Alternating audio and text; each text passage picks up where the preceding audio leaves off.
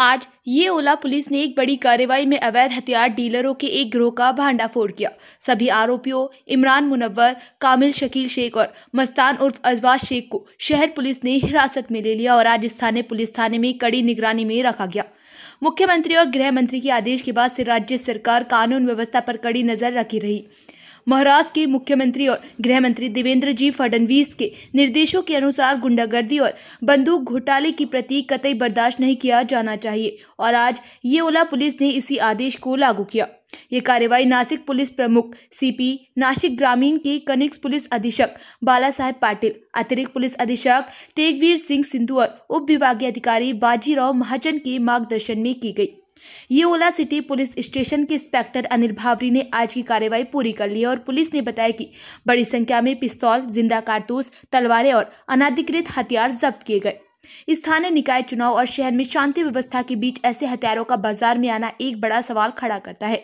इसका चुनाव प्रक्रिया और नागरिकों की सुरक्षा पर गंभीर असर पड़ सकता है और अब पुलिस के सामने एक बड़ी चुनौती है। पुलिस इंस्पेक्टर अनिल भावरी के शब्द, हम कानून तोड़ने वालों के प्रति कतई बर्दाश्त नहीं करेंगे। हम ये ओला शहर में किसी भी तरह की गुंडागर्दी नहीं होने देंगे। सवाल उठता है, हथियारों की इस आपूर्ति के पीछे कौन है? ये हथियार स्थानीय आपराधिक समूह को किस मकसद से दिए जा रहे थे और इस सिलसिले में और कितने लोग जुड़े हैं? इस मामले की गहन जांच चल रही है। आगे की गतिविधियों पर नजर रखें। हम जल्द ही पुलिस जांच की ताजा जानकारी देंगे। नागरिकों, अगर आपको इस मामले के बारे में कोई जानकारी है तो कृपया स्थानीय पुलिस स्टेशन से संपर्क करें। ये घटना ये ओला शहर के लिए एक चेतावनी है और आज की कार्रवाई से ये स्पष्ट हो गया है कि जो लोग कानून अपने हाथ में लेंगे उन्हें पुलिस बल से कड़ी कार्रवाई का सामना करना पड़ेगा।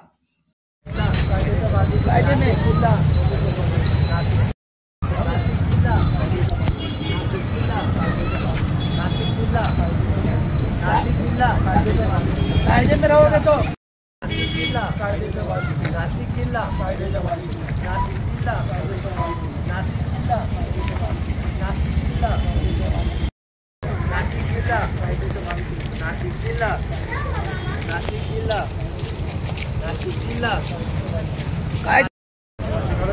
कायदे में रहोगे तो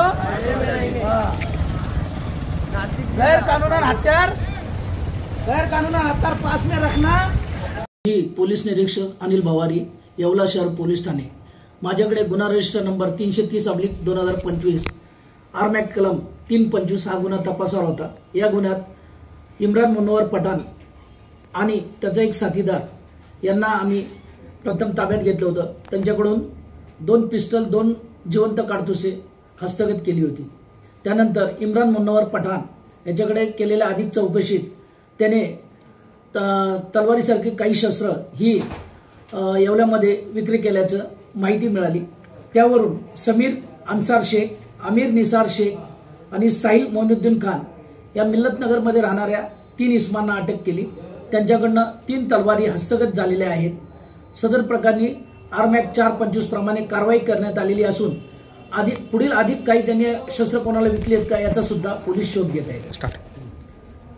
मी येवला परिसरात दहशत माजवणारे किंवा गुंडागर्दी करणारे यांना एक आव्हान देऊ इच्छितो की आता आगामी काळात जिल्हा परिषद, नगरपालिका याच्या निवडणुका होणार आहेत। तर आपण अशा प्रकारे काही दहशत माजवण्यासाठी काही शस्त्र आणली किंवा कोणाला प्रोत्साहन दिलं तर त्यांची गय केली जाणार नाही। त्यांच्यावर कठोरात कठोर कारवाई केली जाईल आणि त्यांना योग्य तो धडा शिकवला जाईल।